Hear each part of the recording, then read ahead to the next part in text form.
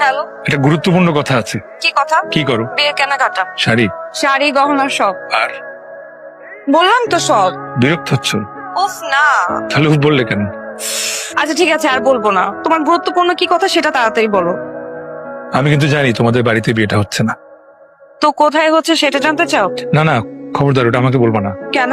পরে যদি আমি বিয়ে বাড়ি চলে আসি, পাগলামি শুরু করে দিই, তোমাকে নিয়ে টানা আছড়া করি। তুমি করবো না, এটা আমি ভালো করে জানি। আরে আমি পাগল। পাগলরা কি করে তার কোনো ঠিক ঠিকানা আছে নাকি? এটাই কি তোমার গুরুত্বপূর্ণ কথা? না। তো আজকের পর আমি ফোন দিলে তুমি আমার ফোন রিসিভ করবে না। আচ্ছা, আমি কিন্তু বারবার ফোন দিব, 1000 বার 1,000,000 ফোন দিব। আমার কিন্তু কন্ট্রোল থাকবে না, ফোন দিতেই থাকবো। তুমি কিন্তু রিসিভ করো না। আমি শত শত টেক্সট পাঠাবো, সেগুলো একটাও খুলে পড়ো না। তাহলে কিন্তু তুমি ইমোশনাল হয়ে যাবে, তোমার মন খারাপ হয়ে যাবে। তো তোমার কি কথা বলার শেষ? না, আরো আছে। বল। বিয়ের ঠিক আগের দিন তোমার সিমটা চেঞ্জ করে ফেলবা, ওকে? কেন?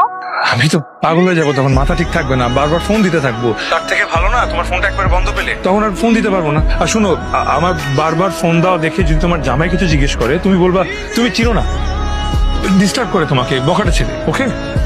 আর শোনো না, বলো। তোমার নতুন নাম্বার কিন্তু আমি খোঁজার ট্রাই করবো। তুমি তোমার কাছের বন্ধুদের ওই নাম্বারটা দিও না, হ্যাঁ? আর ওদেরকে বলে দিও আমার সাথে যেন তোমার কোনো ইনফরমেশন শেয়ার না। পারবা তো?